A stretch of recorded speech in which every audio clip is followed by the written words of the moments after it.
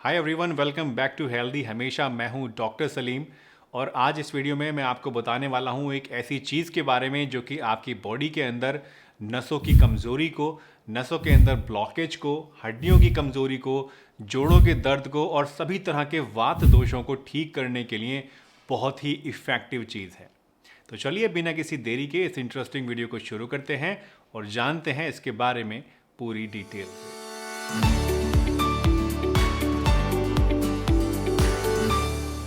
दोस्तों, बॉडी के अंदर मस्कुलर पेन होना, आपकी नसों का कमज़ोर हो जाना, आपकी नसों के अंदर झंझनाहट, हाथ पैरों में सुन्नी होना, या फिर मस्कुलर वीकनेस या मस्कुलर पेन होना, या आपके जॉइंट पेन होना, या फिर आपकी हड्डियों का कमज़ोर हो जाना, इन सभी चीज़ों का एक बहुत बड़ा मेन कारण होता है आपकी बॉडी के अंदर पुअर सर्कुलेशन और नर्व वीकनेस।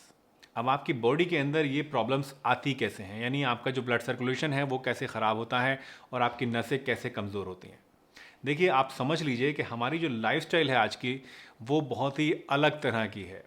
जैसा कुदरत ने हमें पैदा किया था वैसी लाइफ हम अब नहीं जी रहे हैं। जो हमारी लाइफ का मकसद है हम उससे कहीं ना कहीं भटक चुके हैं। हमारी लाइफ का मकसद था चलना फिरना, एक्टिव रहना और अपने हाथ पैरों को चलाते रहना। लेकिन आजकल की जो हमारी लाइफ है वो कैसी है? हम सुबह उठे, हमने नाश्ता किया, उसके बाद हम अपनी गाड़ी में बैठे या बाइक पे बैठे और अपने ऑफिस चले गए या दुकान चले गए।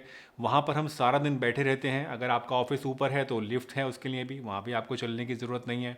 सारा दिन आप बैठे रहे, शाम को 6 बजे 7 बजे आप अपने ऑफिस से निकले, वापस से लिफ्ट में बैठे, नीचे आ गए, फिर अपनी गाड़ी में या अपनी बाइक पे बैठे, फिर घर आ गए, फिर आपने नाश्ता किया, चाय पी, खाना खाया और फिर टीवी देख के आराम से सो गए।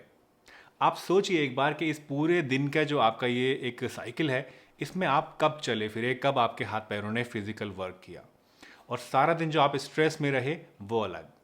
दोस्तों, इस तरह की लाइफस्टाइल जब हम लोग जीते हैं तो उसकी वजह से सबसे बड़ा इम्पैक्ट इसका पड़ता है हमारी ब्लड सर्कुलेशन के ऊपर और हमारी नसों के ऊपर।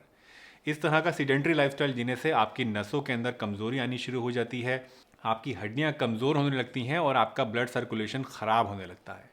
और बॉडी के किसी भी पार्ट का ब्लड सर्कुलेशन जब पुअर होता है तो वहाँ पर प्रॉब्लम पैदा होना, बीमारियों का इकट्ठा हो जाना बहुत ही लाजमी है। अगर आपके घुटनों के अंदर ब्लड सर्कुलेशन कम हो जाता है तो आपके घुटनों में पेन हो जाता है, आपको अर्थराइटिस हो सकती है। अगर आपकी कमर के अंदर कोई ब्लॉकेज हो गई है नस में, या आपकी नस दब गई है, या वहाँ पर कोई इस तरह की ब्लड में प्रॉब्लम आ रही है तो आपको कमर दर्द हो सकता है। अगर आपके हार्ट के अंदर इस तरह की प्रॉब्लम आ रही है, नसों में ब्लॉकेज हो रही है, तो आपको हार्ट अटैक या एंजाइना की शिकायत हो सकती है। अगर आपके किसी भी बॉडी के दूसरे पार्ट में ऐसी प्रॉब्लम हो रही है तो वहाँ भी कोई ना कोई दिक्कत आपको आ सकती है। आपके हाथ पैरों की नसें अगर कमज़ोर हो गई हैं तो वहाँ पर आपको सुन्नी, झंझनाहट और चींटी चलने का सेंसेशन हो सकता है। तो इस तरह से आप देखेंगे कि हर एक प्रॉब्लम की जड़ कहीं ना कहीं आपके ब्लड सर्कुलेशन का पुअर होना भी होता है। अब सवाल ये पैदा होता है कि अगर आपके अंदर इस तरह की प्रॉब्लम्स पैदा हो गई हैं, यानी आपको जॉइंट पेन रहता है, आपकी हड्डियां कमज़ोर होने लगी हैं, आपको वात दोष रहते हैं, या आपकी नसें कमज़ोर हो गई हैं, हाथ पैरों में सुन्नपन, झंझनाहट वगैरह आपको रहती है, चक्कर आने की शिकायत रहती है, तो ऐसे में आपको क्या करना है? दोस्तों, मैं हमेशा आपसे कहता हूँ, कोई भी प्रॉब्लम हो, अगर आपको इसकी जड़ पर वार करना चाहते हैं तो आपको कारण का निवारण करना पड़ेगा। कारण का निवारण का मतलब ये है दोस्तों कि जो कॉज है, जिस वजह से आपको ये प्रॉब्लम हो रही है, उस कॉज को आपको ख़त्म करना पड़ेगा। यानी जैसा कि मैंने आपको बताया, सीडेंट्री लाइफस्टाइल एक बहुत बड़ा रीज़न है, एक बहुत बड़ा कॉज है इस तरह की प्रॉब्लम्स को क्रिएट करने का। तो आपको सबसे पहले इस तरह का लाइफस्टाइल त्यागना है, आपको अपनी बॉडी के अंदर मूवमेंट और एक्टिविटी बढ़ा देनी है। लेकिन एक बहुत बड़ी कॉमन प्रॉब्लम जो अक्सर मैं देखता हूँ और जिसके बारे में कई बार बहुत से डॉक्टर भी एडवाइस करते हैं, वो ये कि जब आपको दर्द होता है, या आपकी हड्डियों में कोई प्रॉब्लम होती है, या जोड़ों में दर्द होता है, या कोई आपको नर्व प्रॉब्लम होती है, तो सबसे पहले आप आराम करना शुरू कर देते हैं। या कई बार आपके डॉक्टर भी आपको सजेस्ट करते हैं कंप्लीट बेड रेस्ट।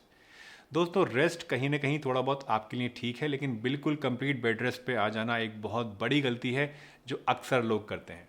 अगर आपको कोई भी जॉइंट की प्रॉब्लम है, अगर आपको कोई भी नर्व की प्रॉब्लम है, कोई भी मस्कुलर प्रॉब्लम है, कोई भी दर्द की शिकायत है, तो आपको कभी भी कंप्लीट बेड रेस्ट की कंडीशन में नहीं आना है। आपको जो मूवमेंट है आपकी बॉडी का, वो बजाय कम करने के और बढ़ा देना है।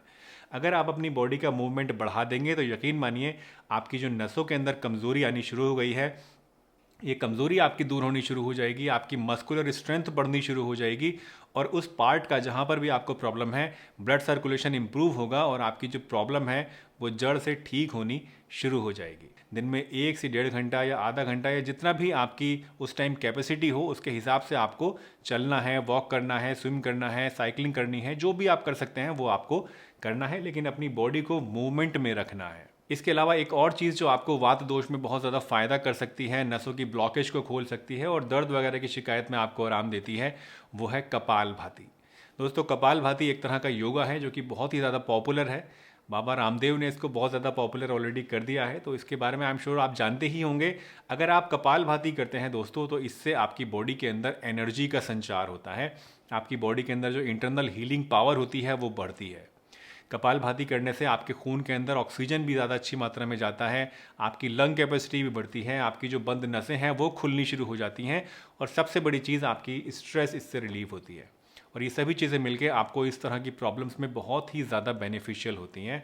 आपको रोज़ाना कम से कम 15 मिनट और ज़्यादा से ज़्यादा 30 मिनट या 45 मिनट या जितना भी आपकी कैपेसिटी हो, स्टार्टिंग में तो कम ही होगी, तो उसके हिसाब से आपको कपालभाति ज़रूर करना है। कपालभाति करने का एक प्रॉपर स्टाइल होता है, एक तरीका होता है। मैं कोई योगा एक्सपर्ट नहीं हूँ, उसके लिए आप कोई अच्छी वीडियो देख सकते हैं। यूट्यूब पे बहुत सारी इस तरह की वीडियोज़ हैं जिसमें आपको कपालभाति सही तरीके से करने की जानकारी मिल जाएगी। तो कपालभाति भी आपको इस तरह की प्रॉब्लम्स को ठीक करने के लिए ज़रूर करना है। इन दो चीज़ों के अलावा, यानी अपनी बॉडी के अंदर मूवमेंट को बढ़ाने के साथ साथ कपालभाति करने के साथ साथ आप एक और चीज़ भी है, एक होम रेमेडी भी है जो कि इस्तेमाल कर सकते हैं। दोस्तों, ये होम रेमेडी जो आज मैं आपको बताने जा रहा हूँ, ये बेसिकली एक बहुत ही सिंपल सी चीज़ है जो कि है अदरक की चाय, यानी जिंजर टी। ये वो दूध वाली चाय नहीं है, ये अलग चाय है जिसके बारे में मैं आपको अभी बताऊंगा। तो अदरक के बारे में पहले समझ लेते हैं कि ये आपको कैसे फ़ायदा पहुंचाता है। दोस्तों, अदरक एक बहुत ही ज़्यादा हेल्दी, बहुत ही ज़्यादा इफ़ेक्टिव होम रेमेडी है जो कि बहुत सारी प्रॉब्लम्स में आपको फ़ायदा पहुंचाता है। अदरक के अंदर बहुत ही अच्छी क्वांटिटी में और बहुत ही बेहतरीन टाइप के एंटीऑक्सीडेंट्स होते हैं जो कि आपकी बॉडी के अंदर ऑक्सीडेटिव डैमेज को कम कर देते हैं, जिसकी वजह से बॉडी में जो टूट फूट होती है वो कम होती है और रिपेयरिंग यानी हीलिंग की जो शक्ति है वो बढ़ जाती है।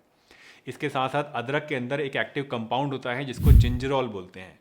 ये जिंजरोल जो है बेसिकली ये आपकी बॉडी के अंदर सूजन को और दर्द को कम करने का काम करता है और नसों के अंदर जो ब्लॉकेज आ जाती है, कोलेस्ट्रॉल जम जाता है या ट्राइग्लिसराइड्स जम जाते हैं, उनको कम करने का काम करता है। अदरक की चाय को अगर आप बनाना चाहते हैं तो उसका तरीका आप नोट डाउन कर लीजिए।